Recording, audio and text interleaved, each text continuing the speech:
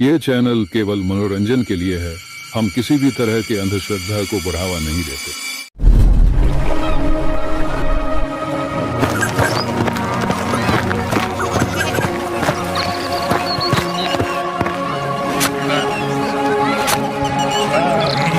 अरे हरिया, तुम अभी तक खेत में क्या कर रहे हो? अंधेरा होने वाला है, घर चले जाओ, वरना तुम्हें पता है ना। हाँ मानसिंह, पता है, मुझे डराओ मत, पर थोड़ा सा काम बचा है, ये निपटा कर जा ही रहा हूँ।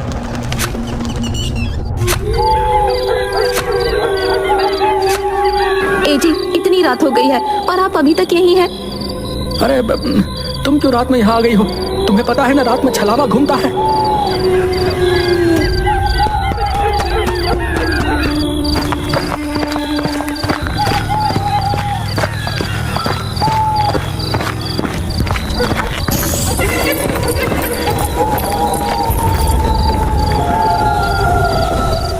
क्या हो गया? तुम रुक क्यों गई? चलो ना। वो सामने किसी औरत की लाश पड़ी है। अरे हाँ, ये कौन है? हरिया ने उसके पास जाकर देखा तो वो उसकी पत्नी की लाश थी। ये देखकर वो बहुत घबरा गया। उसने मुड़कर देखा तो उसकी पत्नी सामने भी खड़ी थी।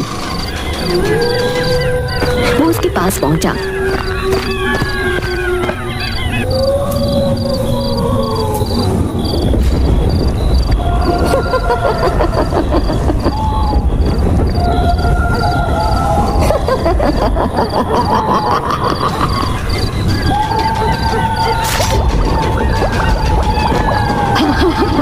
ताजा ताजा दिल, स्वादिष्ट।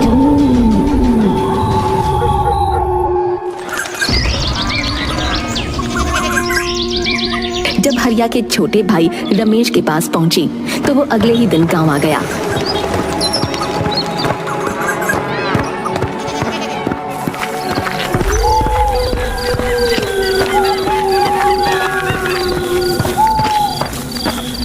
कितने बरसों बाद आज गाँव आना हुआ है। यहाँ से जाते समय सोचा भी नहीं था कि वापसी किसी की मौत पर होगी। हे भगवान, मुझे इस बुरे समय को झेलने की शक्ति दे। रमेश काफी सालों बाद गांव आया था। वो बदले हुए गांव को देखता हुआ अपने घर की तरफ बढ़ रहा था। उसके मन में गांव में आने की खुशी भी थी और अपने भैया भाभी को खोने का दुख भी था। तभी अचानक उसे हरिया ने आवाज दी। अरे रमेश, अरे तुम आ गए। अरे कैसे हो? भैया आप तो नहीं, मैं ठीक हूँ, पर छलावा ने तुम्हारी भाभी को मार दिया। लेकिन मानसिंह ने तो फोन पर बताया था कि तभी दूसरी तरफ से किसी की आवाज आई। उसने उस तरफ देखा तो वहाँ मानसिंह खड़ा था। उसने फिर से मुड़कर हरिया की तरफ देखा तो वो गायब हो चुका था। तुम इतनी रात में क्यों आए हो? तुम्हें पता है ना इस गांव में छलावा का प्रकोप है।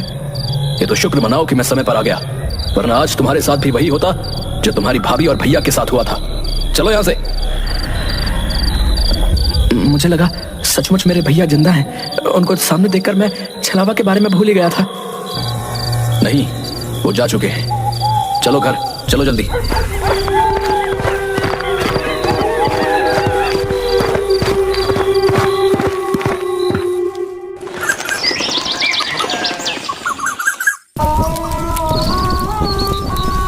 भैया, मैं आपकी चिता की अग्नि को साक्षी मानकर ये कसम खाता हूँ कि मैं उस छलावा से आपका बदला जरूर लूंगा।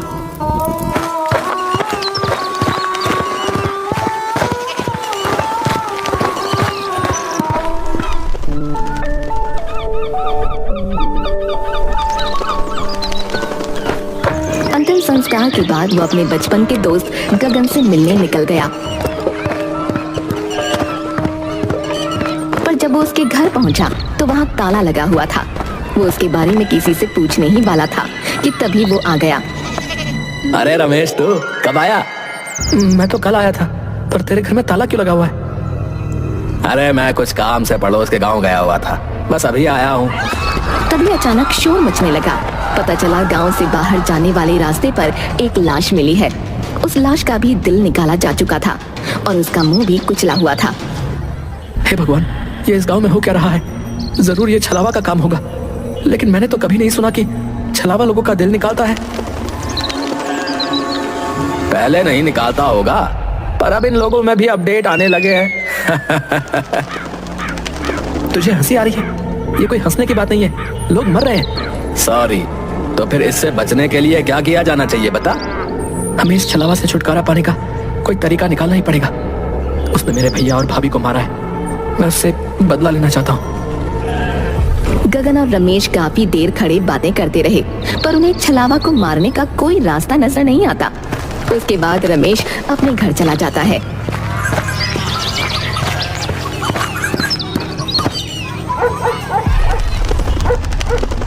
मैं छलावा से बदला तो लेकर रहूंगा, कुछ भी हो जाए। रमेश छलावा को मारने के तरीके सोच रहा था। किसी ने उसका दरवाजा जोरों से खटखटाया। वो झिझक गया। कौन है? कौन है? अरे मैं हूँ मान सिंह, जल्दी से दरवाजा खोलो, छलावा ने किसी को मार दिया है। आता हूँ। रमेश हड़बड़ाहट में उठा और उसने जाकर दरवाजा खोला। सामने मान सिंह की लाश पड़ी थी। उसके सीने से उसका दिल निकाला जा चुका था और जमीन खून से लाल हो चुकी थी। ओह माय गॉड, ये क्या हो गया? मान सिंह, तुम्हारे साथ ये किसने किया?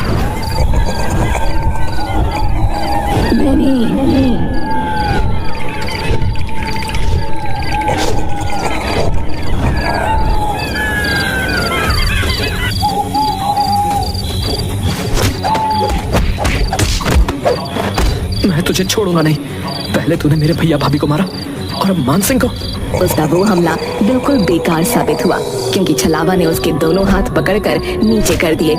रमेश को ऐसा लग रहा था मानो उसके अंदर बिल्कुल ताकत ही नहीं है। तभी छलावा मुस्कुराया और उसने अपना एक हाथ रमेश के सीने के अंदर डाल दिया। ये होते ही अचानक रमेश की आंख खुली और उसने देखा कि वो अपने बेड पर है। हे भगवान, ये सपना था? नहीं, मुझे यकीन नहीं हो रहा है। मुझे मान सिंह से मिलना पड़ेगा।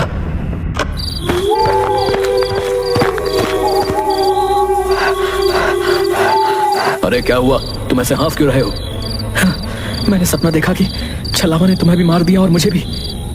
मैंने अपने बड़े बूढ़ों से सुना है कि अगर तुम्हारे सपने में कभी छलावा आए, इसका मतलब वो आसपास ही है।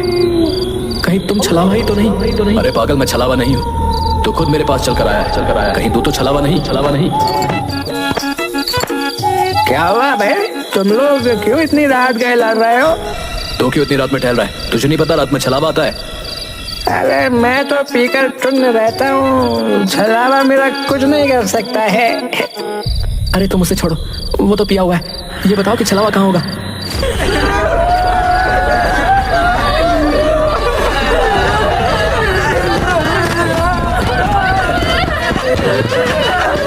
क्या हुआ सरपंच जी? अरे मेरे बेटे को छलावा ने मार डाला। हे भगवान, छलावा ने सरपंच जी के बेटे को मार डाला। सरपंच जी, अब तो आपको कुछ करना ही पड़ेगा। सरपंच जी के बेटे की मौत ने पूरे गांव को हिलाकर रख दिया था। रमेश, मान सिंह और गांव के कई लोग एक जगह इकट्ठा हुए और छलावा से छुटकारा पाने का प्लान बनाने लगे। इस छलावा को रोकना ही होगा, हमें कुछ करना पड़ेगा। लेकिन कैसे? वो तो रात में आता है और हमें अंधेरे में दिखाई भी नहीं देता। इस छलावा से छुटकारा पाने का एक ही तरीका है। अगर हम उसे दिन में पकड़ लें तो उसे मार सकते हैं, क्योंकि दिन में वो बहुत कमजोर होता है। पर वो दिन में भला कैसे मिलेगा? तो बस ये तरीका है कि हमें उसे रात में ही किसी तरह फंसाना होगा और फिर सुबह होते ही उसे मारना होगा। हमें ऐसा जाल बिछाना होगा जिससे वो निकल ना सके। गांव के लोगों ने मिलकर एक योजना बनाई। उन्होंने एक बड़ा जाल तैयार किया और तय किया कि वो छलावा को रात में ही फंसाकर सुबह मार डालेंगे। अरे गगन, तुझे पता है हम लोग छलावा को पकड़ने वाले हैं। दिन में तो वो कभी मिलेगा नहीं, इसलिए रात में ही पकड़ना है। मैं तुम्हारे साथ हूँ, लेकिन ये बहुत खतरनाक काम है भैया। लेकिन करना तो पड़ेगा, वरना लोग ऐसे ही मरते रहेंगे। रात का अंधेरा चारों ओर फैल चुका था। गांव के कुछ बहादुर लोग छलावा को पकड़ने की योजना के तहत इकट्ठा हुए। कई लोग डर के मारे नहीं आए थे, जिनमें गगन भी शामिल था। गगन फोन क्यों नहीं उठा रहा? उसने वादा किया था कि वो भी आएगा। शायद वो डर गया होगा। हम यहाँ हैं, हमें ही ये काम करना होगा। तभी एक ठंडी हवा का झोंका आया और सबकी रूह कांप उठी। अचानक सामने छलावा प्रकट हुआ, लेकिन हरिया के रूप में। भैया आप जिंदा हैं? आप यहाँ कैसे? रमेश, मुझे बचा लो, छलावा मुझे मार डालेगा। रमेश का दिल जोरों से धड़कने लगा। वो अपने भाई की तरफ बढ़ा। तभी हरिया अचानक जोर से हंसने लगा और उसका रूप बदलने लगा। पहले वो एक बूढ़ी औरत बना, फिर एक जवान आदमी और फिर एक बच्चे में बदल गया। अंत में वो अपने असली भयानक रूप में आ गया।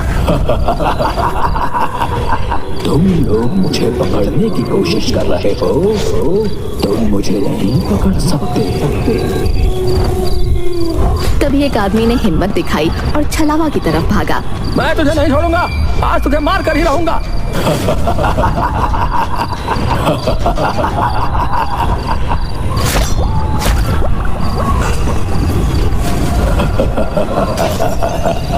ये लो तासा तासा दिल खाओ।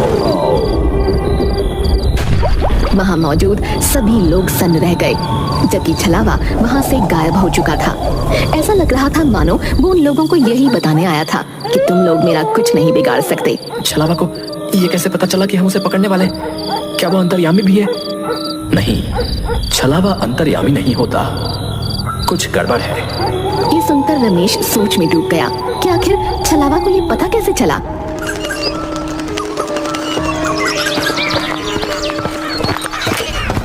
गगन, तुम कल रात को क्यों नहीं आए? मैंने तुम्हें कई बार फोन किया। यार मेरी तबीयत ठीक नहीं थी, इसलिए नहीं आ सका यार, सॉरी यार। रमेश और गगन गांव की गलियों में टहलते हुए एक पुराने मंदिर के पास पहुंचे। चलो मंदिर के अंदर चलते हैं, थोड़ी शांति मिल जाएगी। नहीं नहीं, मैं मंदिर के अंदर नहीं जा सकता, मेरी तबीयत अभी भी ठीक नहीं है। क्यों बहाना बना रहे हो? चलो अंदर।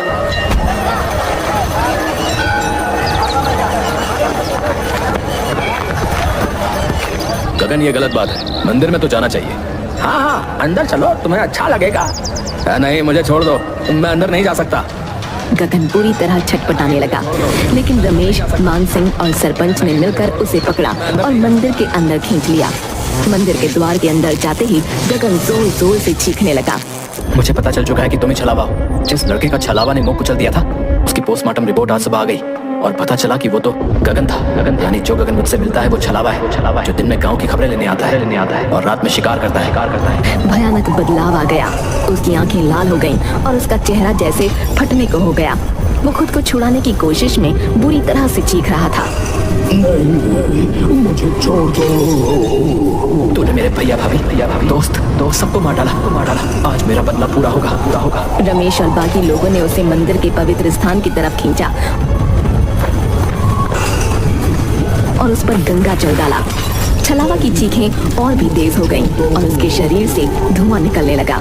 मंदिर के पवित्र वातावरण में वो धीरे धीरे राख में बदलने लगा। ये हमारे गांव की शांति के लिए जरूरी था।